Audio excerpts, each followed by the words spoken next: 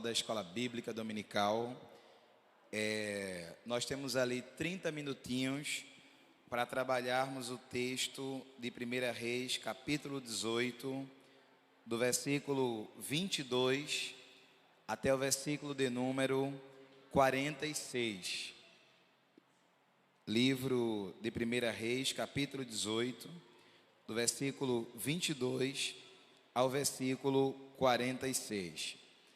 Naturalmente, nós não vamos trabalhar todos, eu não vou ler todos esses versículos, embora eu vá tratar sobre os assuntos que estão neles.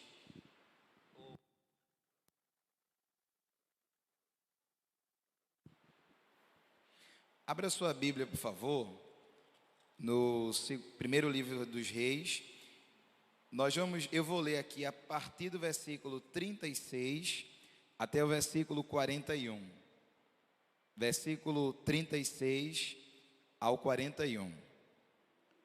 1 Reis 18, 36 diz assim: Sucedeu, pois, que oferecendo-se a oferta de manjares, o profeta Elias se chegou e disse: Ó Senhor, Deus de Abraão, de Isaque e de Israel, manifeste-se hoje que tu és Deus em Israel e que eu sou teu servo, e que conforme a tua palavra fiz todas estas coisas.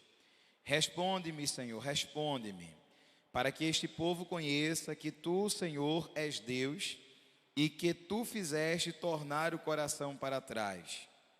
Então caiu o fogo do Senhor e consumiu o holocausto, a lenha, as pedras e o pó, e ainda lambeu a água que estava no rego. O que, vendo todo o povo, caiu sobre os seus rostos e disse: Só o Senhor é Deus. Só o Senhor é Deus.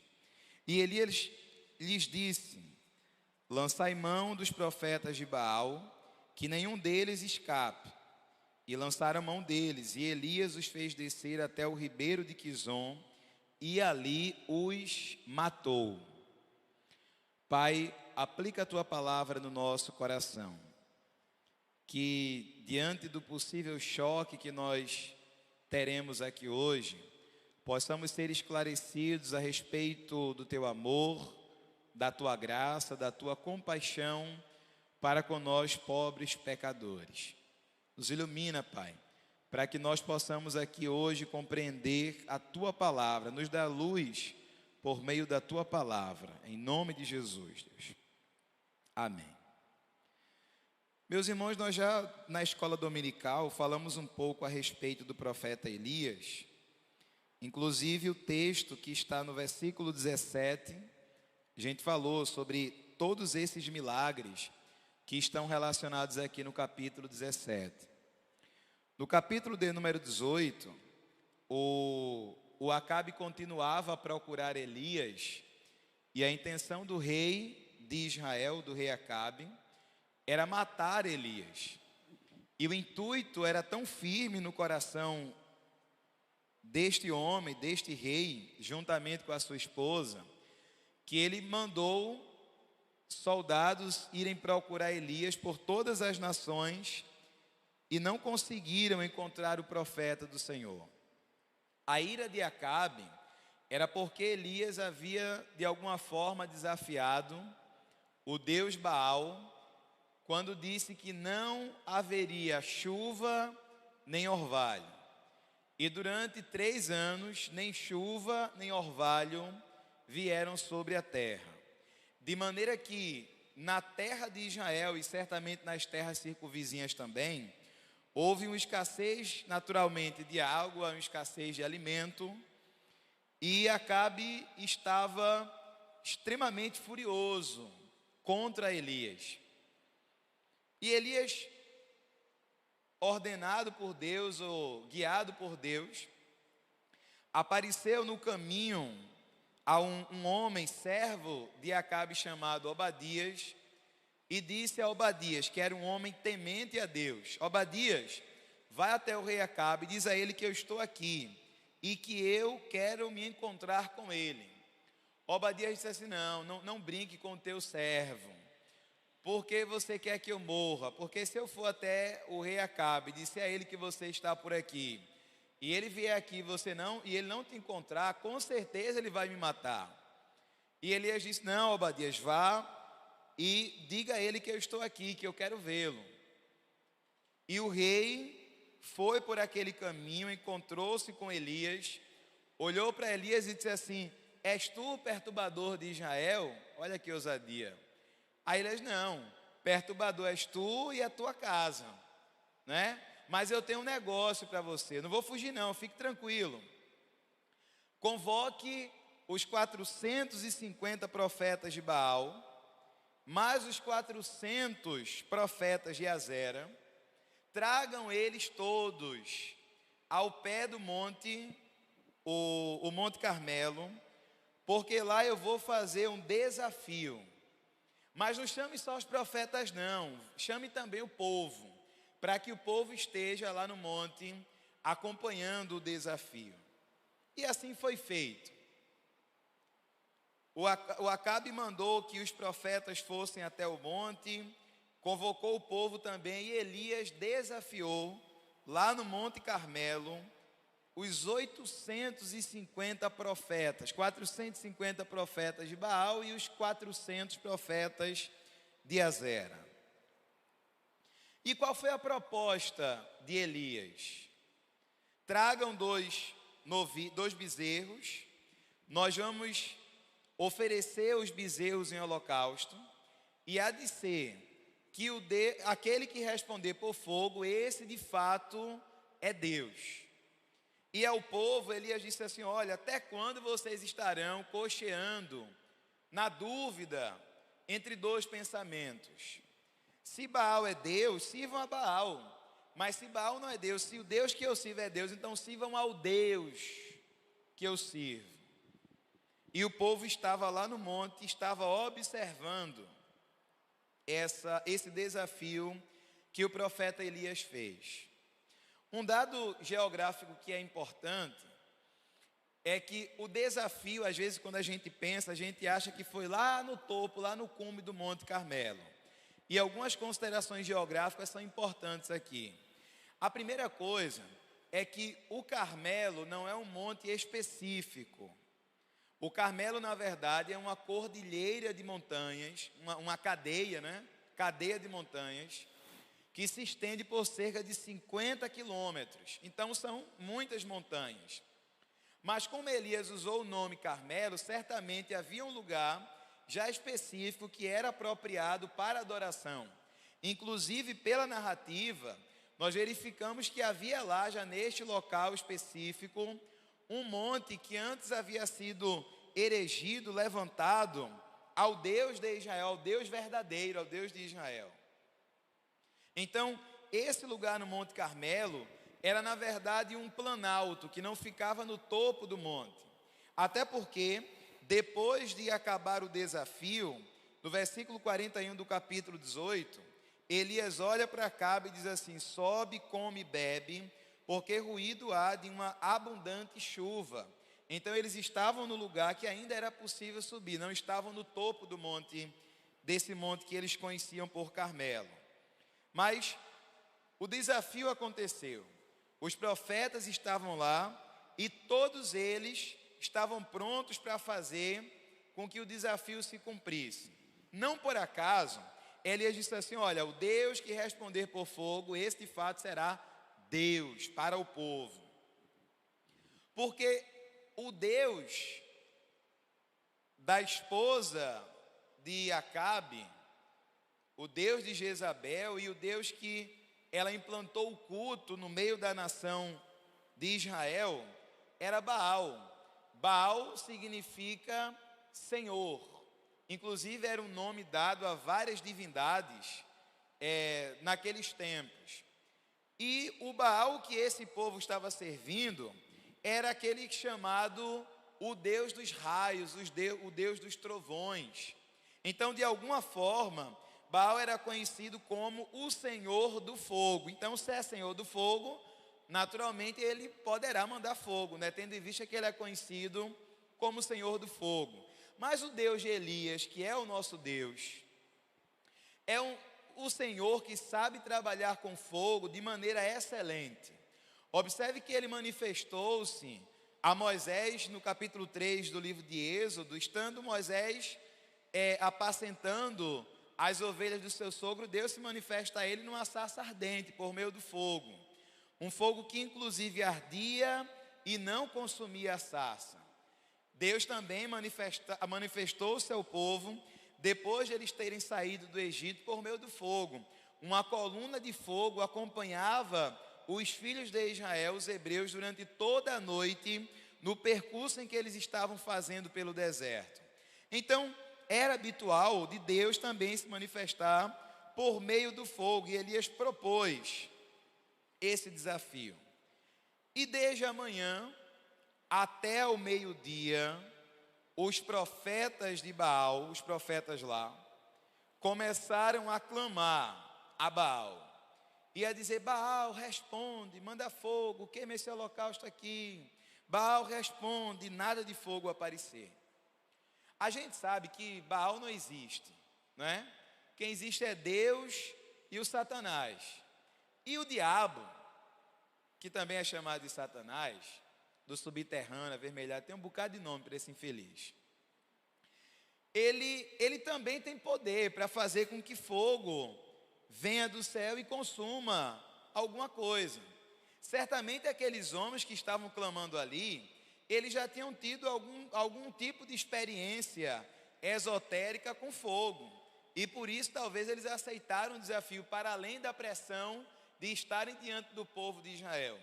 Veja que no primeiro capítulo de Jó, a Bíblia diz que o inimigo enviou fogo do céu que consumiu o rebanho de Jó. Então, Satanás tem poder. E eu fico imaginando os profetas ali clamando, dizendo: Baal responde, Baal responde, Baal responde, e nada de vir fogo. Eu fico imaginando o capiroto meio que assim no derredor, a fim de mandar um foguinho. E Deus assim, ó, sem chance, né? Não. E aí o que aconteceu? Elias ao meio zombava deles e dizia assim, olha o versículo 27 aí, versículo 27. Elias zombava dele ao meio-dia e dizia assim: clamai em alta voz, ou altas vozes, porque ele é um Deus. Pode ser que esteja falando, né? Meditando, ou que tenha alguma coisa que fazer. Na Bíblia de vocês diz o que nessa parte? Na minha diz assim: ou que tem alguma coisa que fazer. Na de vocês diz como? Viagem? Não, viagem é a primeira. E a segunda?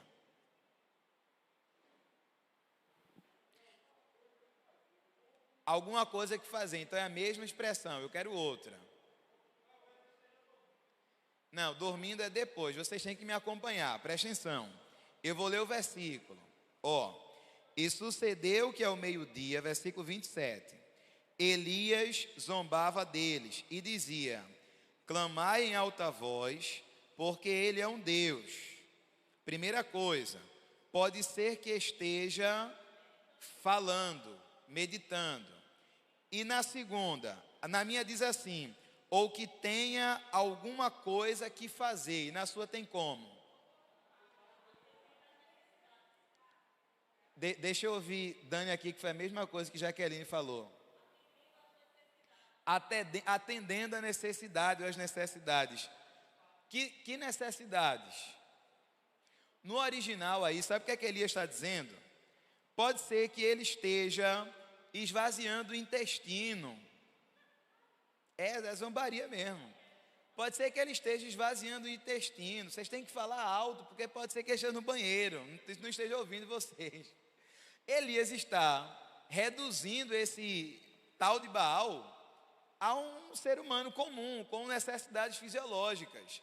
É de fato uma zombaria. E continua, né? Ou que intente alguma viagem, ou porventura dorme, despertará. Vocês têm que gritar, gritem.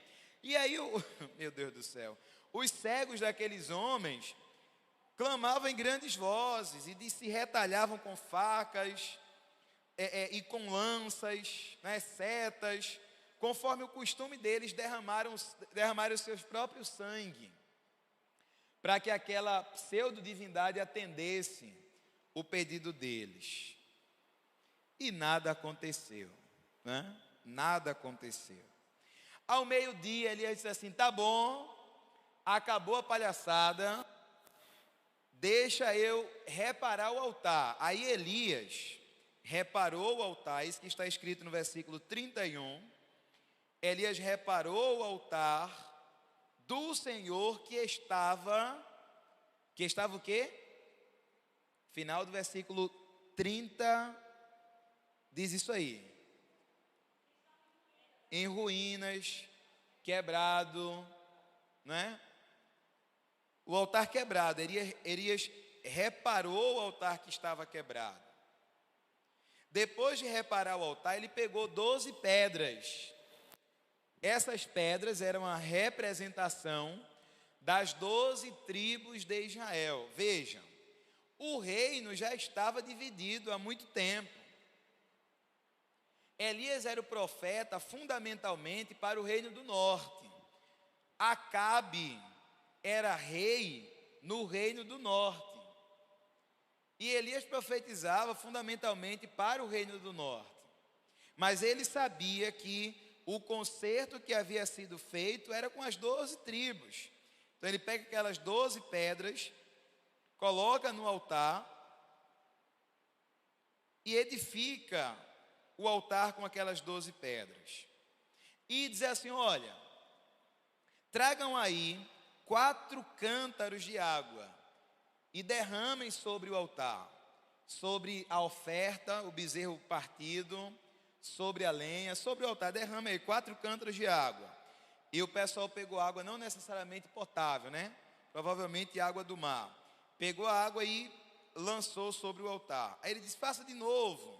E eles fizeram de novo. Ele: faça mais uma vez. E terceira vez, os homens encharcaram o altar, de maneira que um rego ao redor ficou cheio de água também. Depois de Elias ter pedido para o pessoal fazer isso, aí nós chegamos no versículo 36. Elias orou e disse assim, versículo 36: ó Senhor, vê que oração simples, objetiva, clara e cheia de propósito.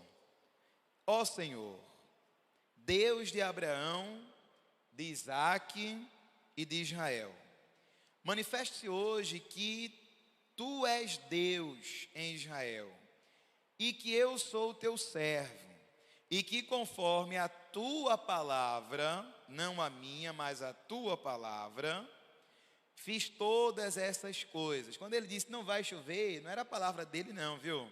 Era de Deus. Conforme a Tua palavra, eu fiz todas essas coisas.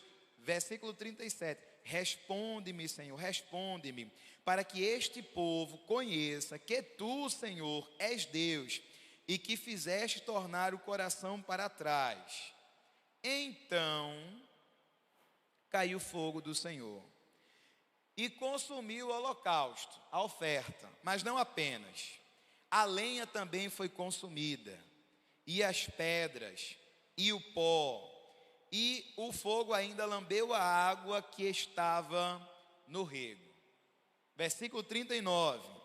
Ao que vendo todo o povo, caiu sobre os seus rostos e disse: só o Senhor é Deus, só o Senhor é Deus. Que milagre, né, meus irmãos? Que milagre.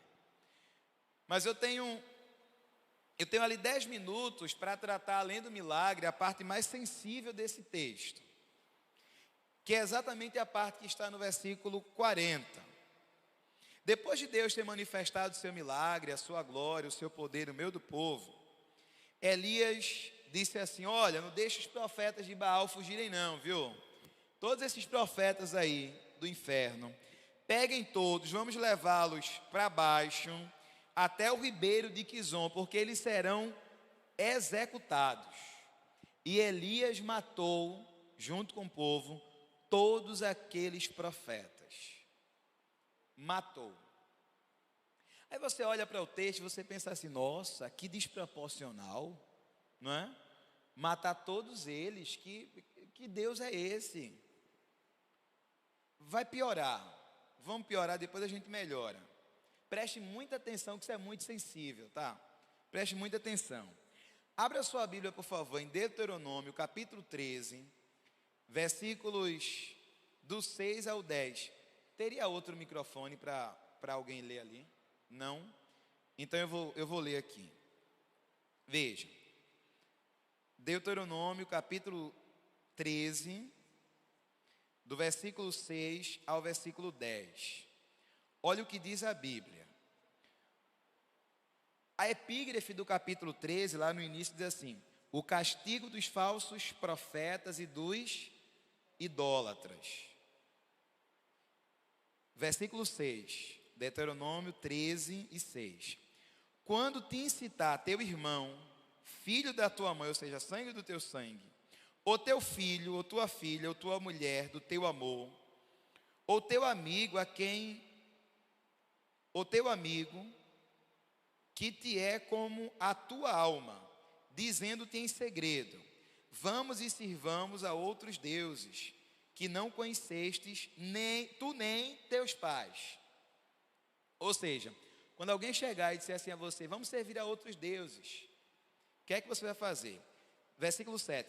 Dentre os deuses dos povos que estão em redor de vós, perto ou longe de ti, desde a extremidade da terra a outra extremidade, não consentirás com ele, nem o ouvirás, nem o teu olho o poupará, nem terás piedade dele, nem o esconderás, mas certamente o que? O matarás. A tua mão será a primeira contra ele, para o matar, e depois a mão de todo o povo. E com pedras o apedrejarás, até que morra, pois te procurou apartar do Senhor teu Deus, que te tirou da terra do Egito, da casa da servidão. Viu aí? Viu? É pesado?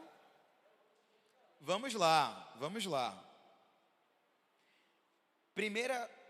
Daqui a pouco eu vou explicar tudo, tá?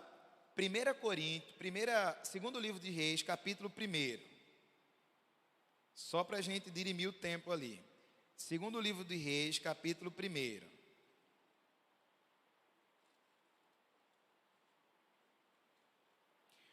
Olha o que está escrito a partir do versículo 9. Só para contextualizar. Aqui no primeiro capítulo do livro de Reis, Acabe já tinha ido para o inferno.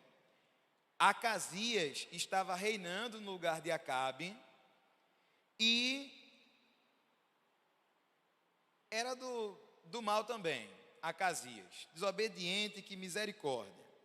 Aí Elias fez uma profecia contra ele, disse assim: olha, você desobedeceu a Deus, você está enfermo aí, você vai morrer. Aí ele ficou irado, querendo matar Elias. Elias estava lá no cume do monte.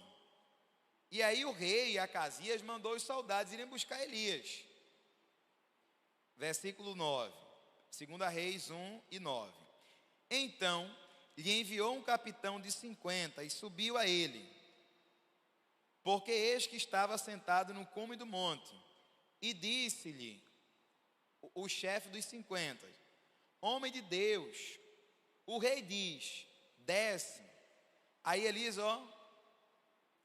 mas Elias respondeu e disse assim: se eu, pois, sou homem de Deus, desça fogo do céu e consuma a ti os teus 50.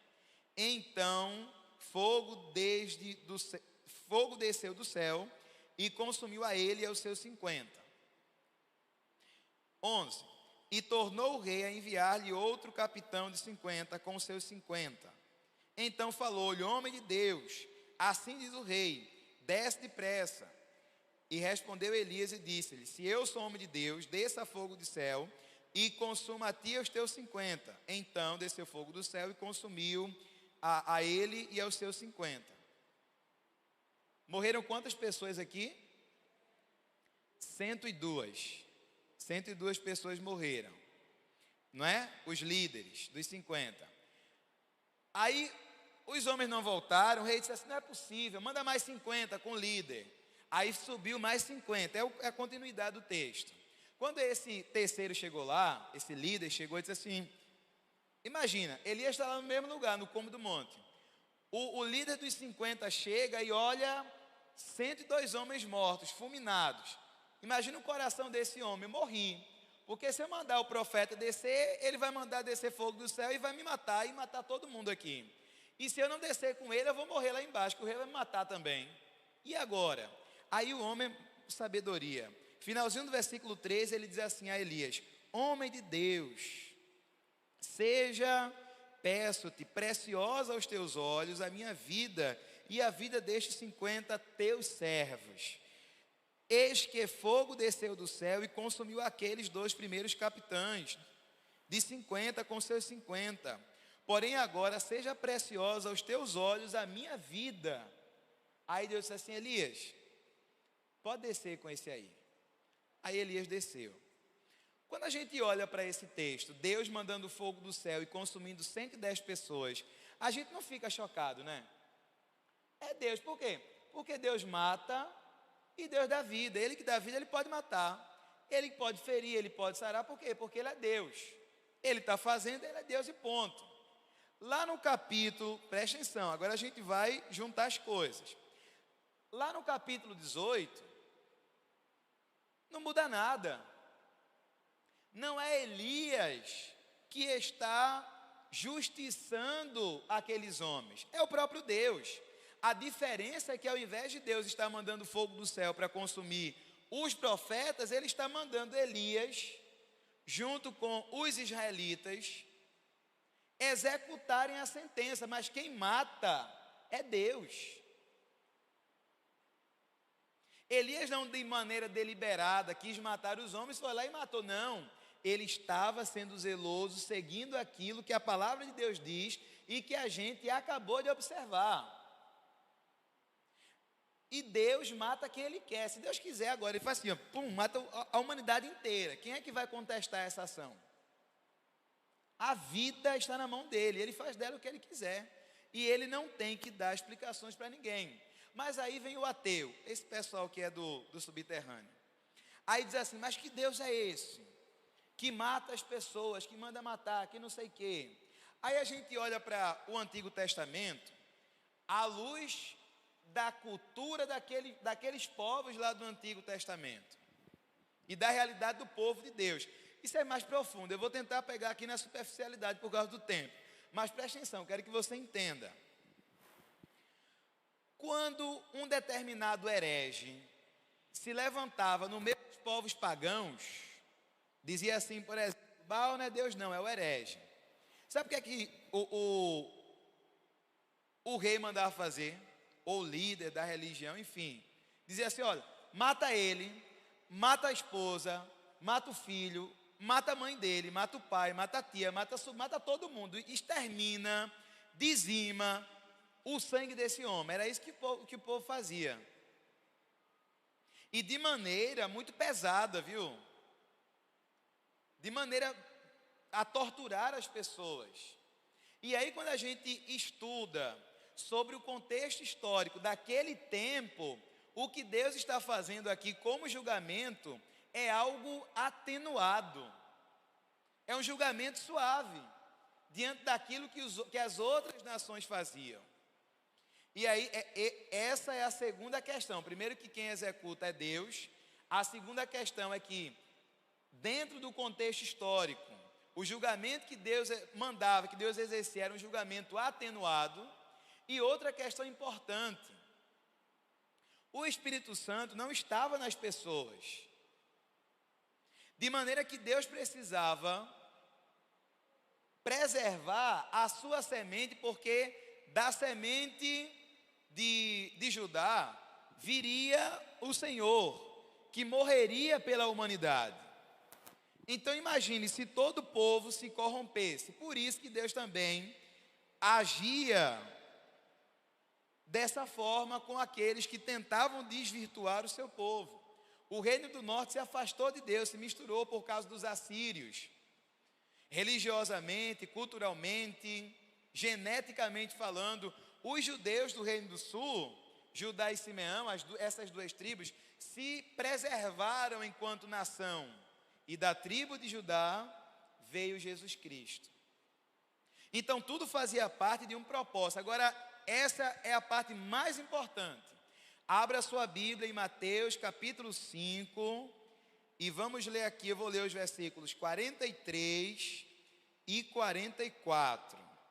Mateus capítulo 5, versículos 43 e 44. Leia, eu vou ler aqui, você acompanha aí. Mateus 5, 43 e 44. Olha o que diz a Bíblia.